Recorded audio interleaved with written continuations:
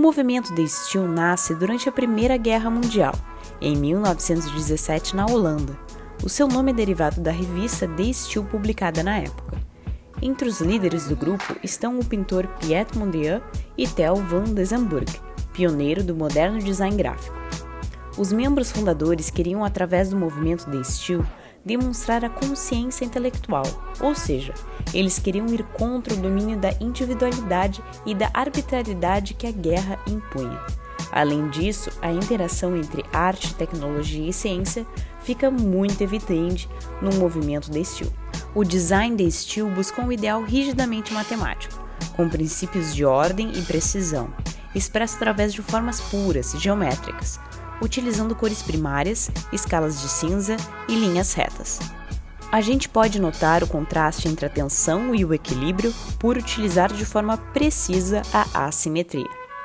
Destacam-se no mobiliário a cadeira vermelho e azul de 1917 e na arquitetura a casa de Rietveld Schroeder de 1924. E nas artes plásticas, as telas de Mondrian são as mais conhecidas deste movimento.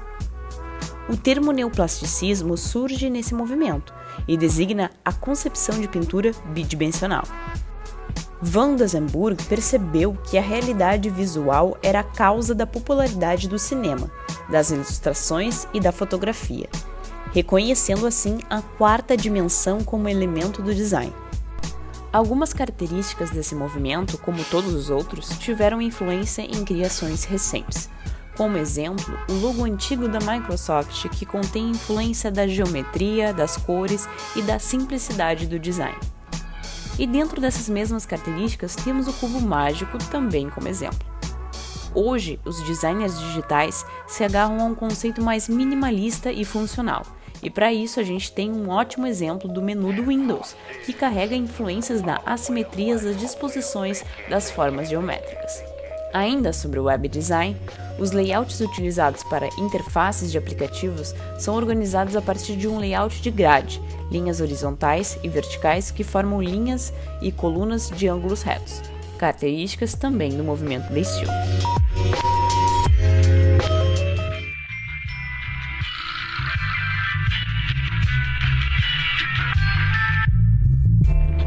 Bauhaus foi, além de um movimento, um centro de estudos que se dedicou a testar novas concepções artísticas. Fundada em 1919 na cidade de Weimar, na Alemanha, e dirigida por Walter Gropius, podemos considerar sendo a primeira escola de design do mundo. Um dos principais objetivos da Bauhaus era unir artes, artesanato e tecnologia, e suas criações tinham o objetivo central na funcionalidade. Além disso, esses objetos criados tinham como meta serem produzidos rapidamente e com baixo custo. Dessa forma, poderiam ser acessíveis à população. Um exemplo desse momento é a produção em larga escala das cadeiras de aço tubular de Marcel Brauer.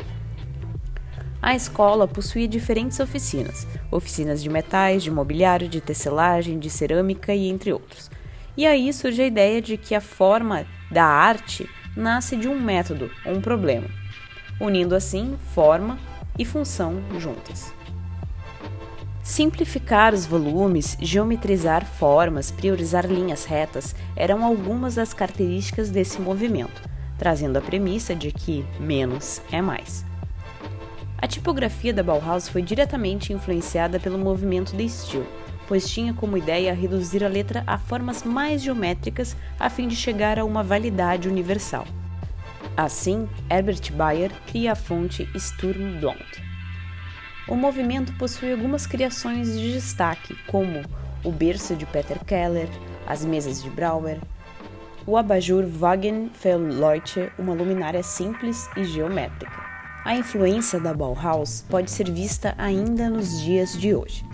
Na arquitetura geométrica e simples com amplas janelas do MASP, o visual clean do Congresso Nacional, obra de Oscar Niemeyer em Brasília, obras de Hélio Oiticica, Lygia Pape, Lygia Clark.